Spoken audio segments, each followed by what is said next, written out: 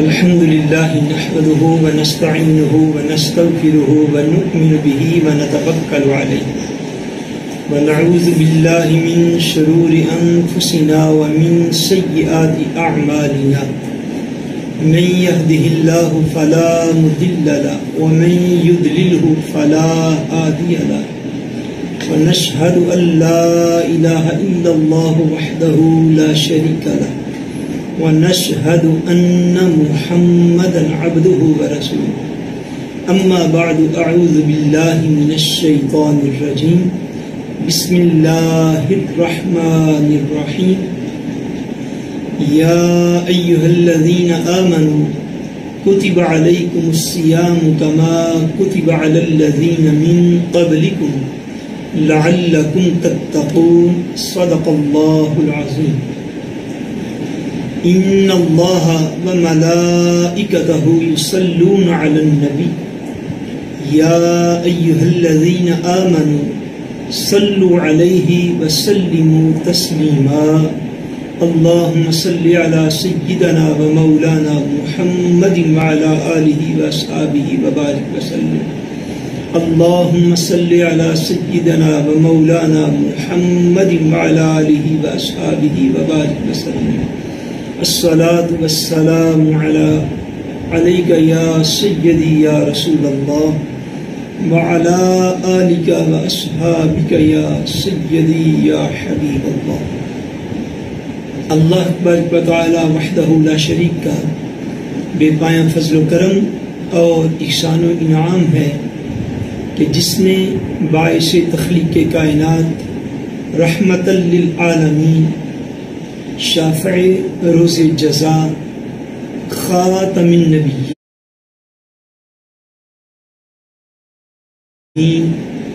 حضور سیدنا محمد مصطفیٰ صلی اللہ علیہ وآلہ وسلم کے مبارک وسیلہ سے ہم سب کو دولت ایمان عطا فرمائی اللہ تبارک و تعالی کما حقہ ہم اس دولت کی قدر کرنے کی توفیق عطا فرمائے ناظرین و سامعین آج ہم رمضان المبارک کے جس پہلو پر گفتگو کریں گے وہ ہے مقصد روزہ اس سے پہلے بحمد اللہ تعالی ہم رمضان المبارک کے روزوں کی اہمیت روزہ اور افطار کے فضائل اور رمضان المبارک کے روزوں کے دیگر پہلو یعنی آداب صوم روزہ رکھنے کے آداب جو ہیں ان پر بحمد اللہ تعالی تھوڑی تھوڑی گفتگو کر چکے ہوئے ہیں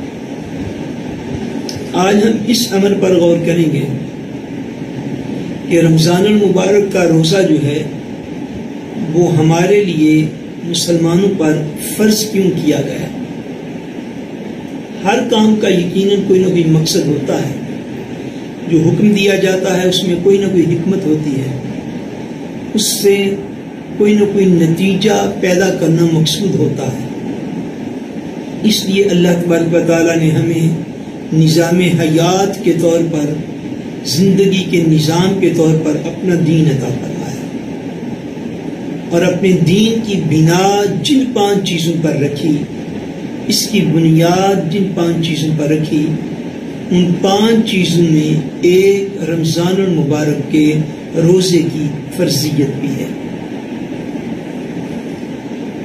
اس مقصد کو قرآن مجید میں اللہ تبارک و تعالیٰ نے خود واضح فرمایا اے اہل ایمان ہم نے تم پر روزے فرض کیے جیسا کہ تم سے پہلے لوگوں پر روزے ہم نے فرض کیے تھے اور فرض اس لیے کیے لعلکم تتقون تاکہ تم متقی بن جاؤ تاکہ تم پرہیزگار بن جاؤ تاکہ تم اللہ تبارک و تعالیٰ سے ڈرنے والے بن جاؤ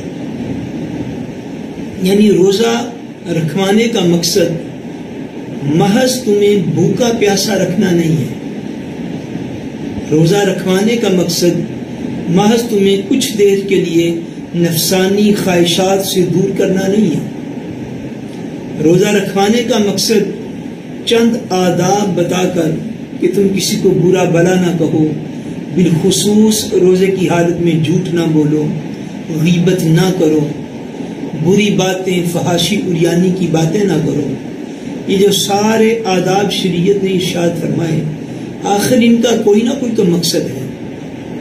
آخر یہ ساری پریکٹس کروا کے، یہ ساری تربیت کروا کے نفس انسانی کو کسی نہ کسی منزل پر پہنچانا مقصود تو ہے۔ وہ منزل کیا ہے اور اس منزل تک پہنچنے کا طریقہ کار کیا ہے، آج کی گفتگو میں صرف اتنی بات جو ہے اس کو ہم عرض کرنے کی کوشش کریں گے۔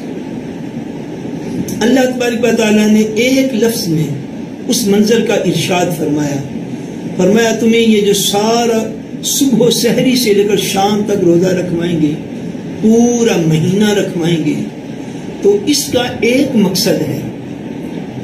عمل یہ ہے کہ کھانے پینے سے دور رہو، نفسانی خواہشات سے دور رہو، آداب شریعت سارے پورے کر کے روزہ رکھو۔ مگر ان سارے اعمال کا مقصد، ان سب کا نصب العین اور ان سب کی منزل صرف ایک ہے، اور وہ یہ ہے کہ تم اس سارے پروسیس سے گزر کے تو تم متقی ہو جاؤ، تم تقوی والے ہو جاؤ، تم اللہ تبارک و تعالیٰ سے ڈرنے والے بن جاؤ۔ یہ روزے کا مقصد و مدعا ہے۔ تقوی کیا ہے اور تقوی کی اہمیت کیا ہے اور اس کی امپورٹنس اور اجتہاد کیا ہے، اس کو ہم قرآن مجید کی آیات کی روشنی میں سمجھتے ہیں کہ یہ انسانی زندگی کے لیے اس کی سیرت کا کتنا نمایاں پہلو ہے، جس کی طرف اللہ تبارک و تعالیٰ نے ہماری بار بار توجہ مبذول کروائی۔ قرآن مجید فرقان حمید میں بالکل آغاز سورہ البقرہ میں آتا ہے۔ قرآن مجید کا آغاز ہو رہا ہے یہاں سے سورہ الفاتحہ شریف کے بعد، فرمایا الف لام میم ذالک الکتاب لا ریب فیہ ھدی للمتقین۔ فرمایا حروف مقطعات کے بعد فرمایا قرآن یہ وہ عظیم کتاب ہے جس کے کتاب اللہ ہونے میں کوئی شک نہیں۔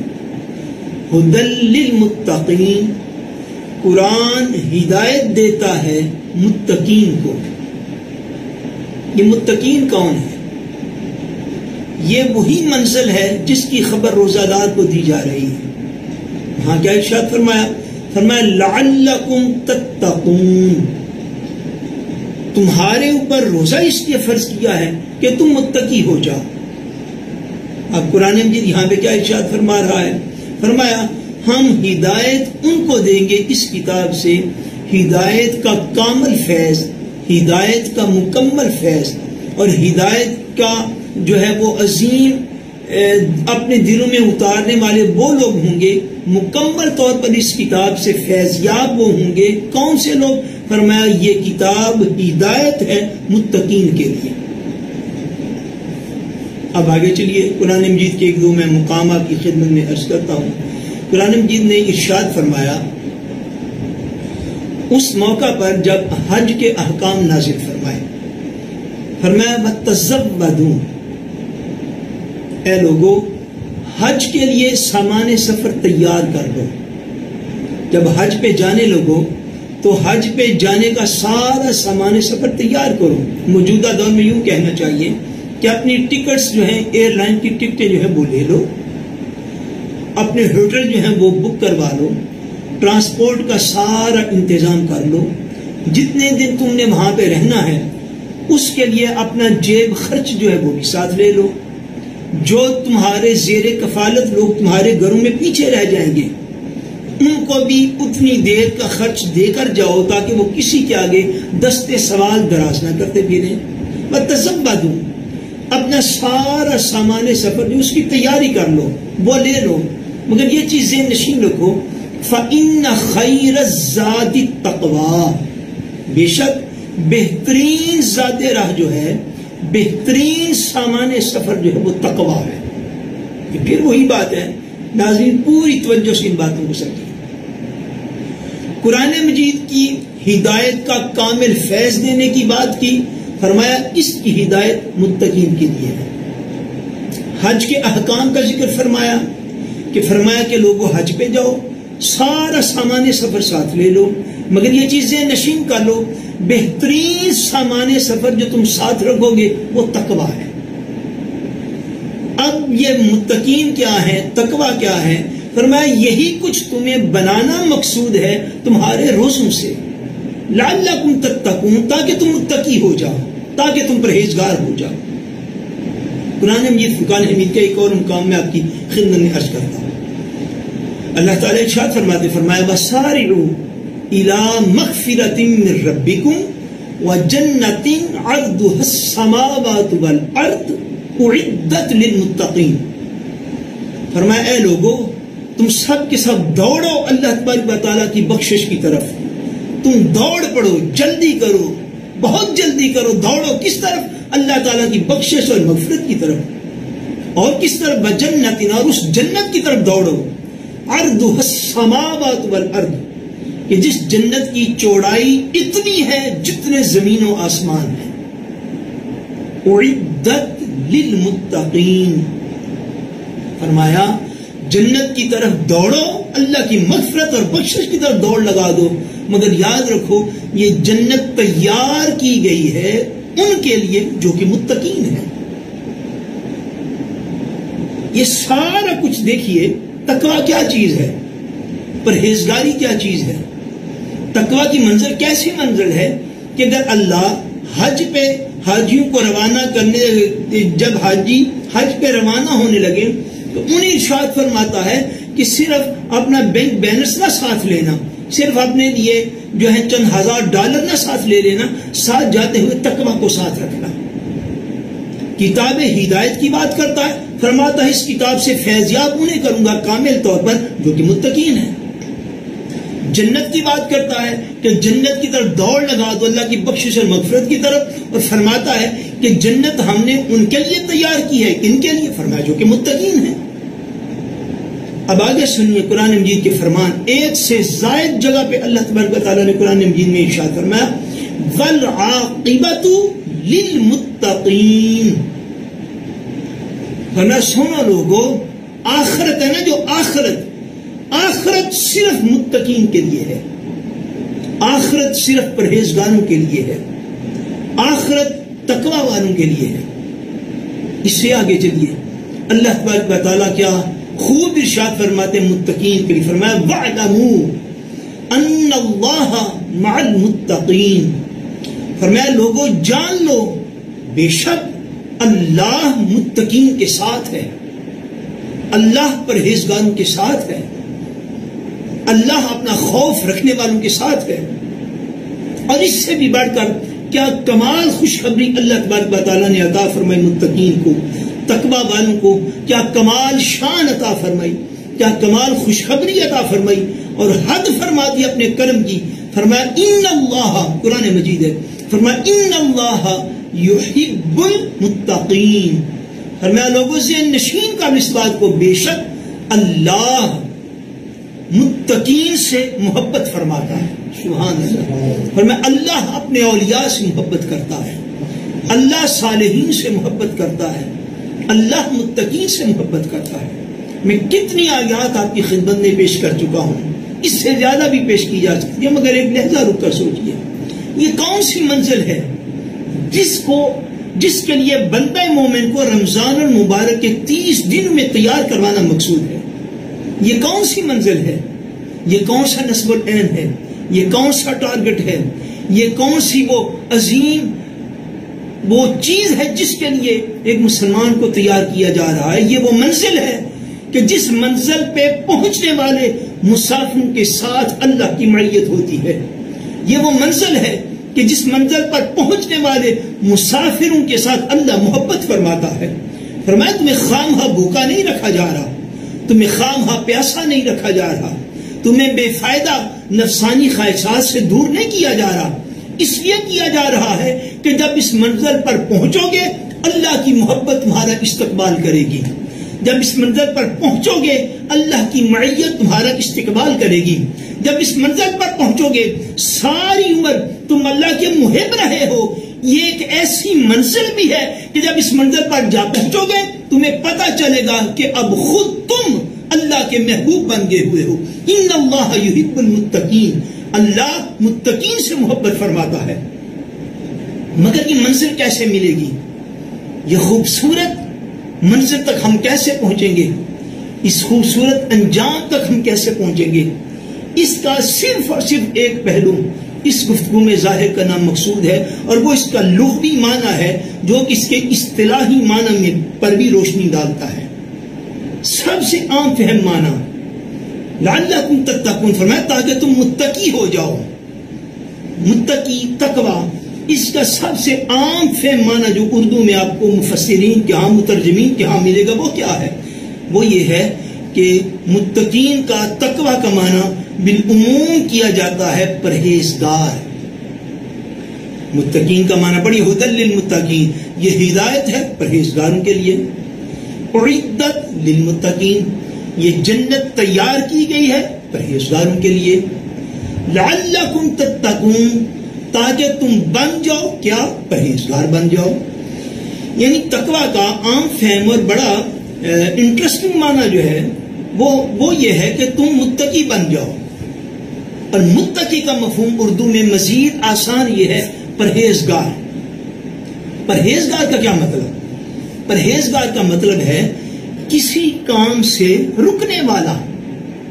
یہ بڑی خاص بات ہے ناظرین، جتنی توجہ کریں گے، جتنی غور سے سنیں گے، اتنا بہتر آپ اس کو سمجھ پائیں گے. یعنی تقوی ایسی منزل ہے کہ جو یوں سمجھ لینا چاہیے کہ جو حاصل ہوتی ہے کچھ کاموں کو نہ کرنے سے. یہ خاص بات ہے، توجہ فرمائیے گا. فرمایا کہ تم پرہیزگار ہو جاؤ. پرہیزگار مینز، اس کا مطلب کیا؟ پرہیزگار پرہیز کرنے والا، رکنے والا، کچھ نہ کرنے والا. اس بات کو سمجھ لیجیے، تقوی کی منزل صرف اعمال کے کرنے سے نصیب نہیں ہوتی، جو میں عرض کرنا چاہتا ہوں. یعنی ایک ڈائریکشن یہ ہے، ایک کام یہ ہے، ایک دینی تعلیمات کا ایک حصہ یہ ہے کہ آپ نے کچھ کرنا ہے. مثلا آپ نے نماز پڑھنی ہے، مثلا آپ نے روزہ رکھنا ہے، مثلا حسب اگر آپ صاحب استطاعت ہیں تو آپ نے ایک مرتبہ حج کرنا ہے. مثال کے طور پر آپ صاحب نصاب ہیں، آپ نے سال میں ایک مرتبہ زکوٰۃ دینی ہے. قربانی آ گئی، اگر قربانی واجب ہے تو آپ نے قربانی ادا کرنی ہے. صدقہ فطر آ گیا رمضان المبارک میں، عید الفطر سے پہلے، تو آپ نے صدقہ فطر دینا ہے. یہ سارا کچھ، یہ پورا سیٹ اپ ہے دین کا، یہ ہے کچھ کرنا. متقین کون ہیں؟ تقوی کا مفہوم کیا ہے؟ تقوی کا مفہوم کچھ نہ کرنا ہے.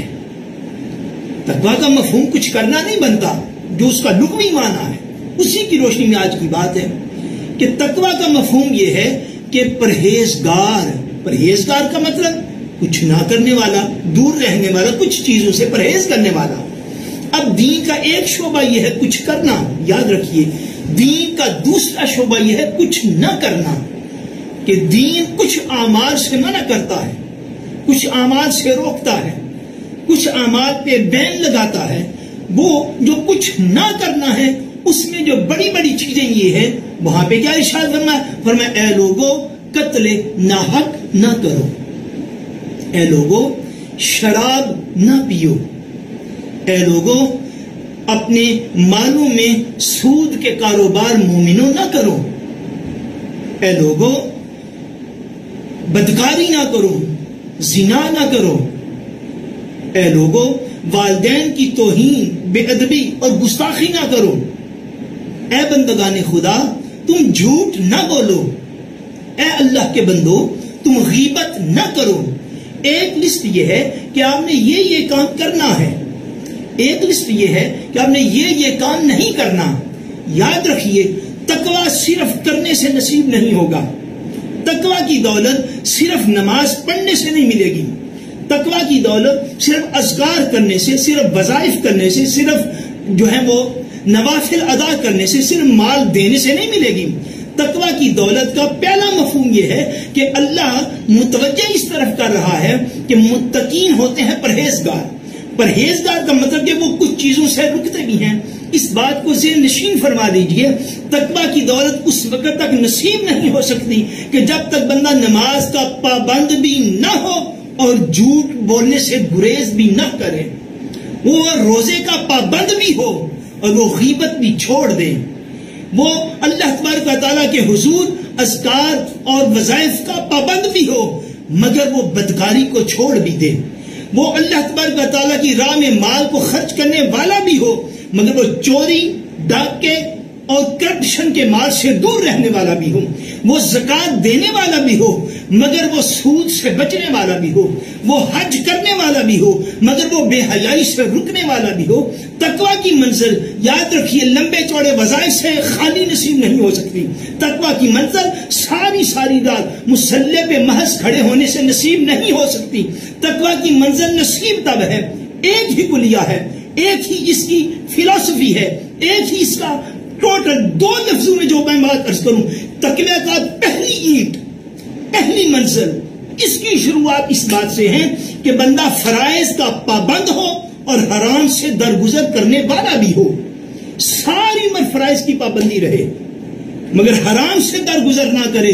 وہ نمازی ہو سکتا ہے، متقی نہیں ہو سکتا، وہ روزے دار ہو سکتا ہے، پرہیزگار نہیں ہو سکتا، وہ حاجی ہو سکتا ہے، وہ اللہ کے خوف والا نہیں ہو سکتا، وہ زکوٰۃ دینے والا صحیح ہو سکتا ہے مگر اس کو تقویٰ کی منزل تب ملے گی کہ وہ فرائض کی پابندی بھی کرے اور دین نے جو چیزیں حرام کی ہیں ان سے بچے بھی۔ یہ بنیادی فلسفی ہے، اس لیے روزے کی ساری ٹریننگ یہ ہے کہ کھانا نہیں، یہ روزہ ہے، یعنی کچھ نہ کرنے کا نام روزہ ہے، کوئی مشروب حلال پینا نہیں، یہ روزے کی فلسفی ہے، یعنی کچھ نہ کرنا روزہ ہے۔ آپ نے اپنی جائز نفسانی حاجت بھی پوری نہیں کرنی، یعنی بیسکلی طور پہ کچھ نہ کرنے کا نام ہی روزہ ہے، اور یہی وہ منزل ہے، یاد رکھ لیجئے ناظرین و سامعین، یہی وہ منزل ہے جو تب نصیب ہو سکتی ہے کہ جب بندہ بیک وقت، ایک ہی وقت میں فرائض پر پابندی بھی کرے اور اسی وقت میں حرام سے بچے بھی۔ یہ وہ پہلا دروازہ ہے جو بندے کو اس وادی کی طرف لے جاتا ہے کہ اس رستے پہ چلتا چلتا، جب بندہ چلا تھا تو اللہ کا محب تھا، جب چلا تھا تو یہ بندہ تھا اور بندہ ہو کر اپنے مالک سے محبت کرتا تھا، مگر جب یہ پہلا دروازہ کھول کے آگے اس منظر پر چلتا ہے تو یاد رکھیے اس کا انجام وہ ہے جب رب خود ارشاد فرماتا ہے ان اللہ یحب المتقین، بندے تو آگے چلتا تو آ، تو فرائض کو پکڑ کے، حرام سے بچ کے، اپنے قدم اٹھا کے آگے بڑھتا تو آ، ہوگا کیا؟ فرمایا تو یقیناً اس منزل پر پہنچے گا۔ جب تو مسافر چلا تھا تو تو صرف محبت کرنے والا تھا، تو اس منزل پر یقیناً جا پہنچے گا کہ جب تو محبت کرنے والا تو رہے گا مگر تو اس کا محبوب بھی بن جائے گا، پھر رب بھی تجھ سے محبت فرمائے گا۔ مگر اسی منزل کی ٹریننگ اور تربیت کا نام رمضان کا روزہ ہے۔ اللہ تبارک و تعالی ہمیں زندگی میں ایسے روزے نصیب کرے کہ جس سے ہم اس رمضان المبارک کے روزوں کی مقصدیت کو پورا کریں اور اس مقصد کو پہنچ سکیں اور اس منظر کی خوشبو سونگھ سکیں کہ جس منظر کی خبر اللہ تبارک و تعالی قرآن مجید میں عطا فرماتا ہے۔ مولا کریم حضور علیہ السلام کے قدمین شریفین کا صدقہ ہم سب کا خاتمہ بالایمان فرمائے اور ہماری حقیر کاوشوں کو اپنی بارگاہ میں اپنے فضل اور کرم کے ساتھ شرف قبولیت عطا فرمائے۔ وما علینا الا البلاغ المبین۔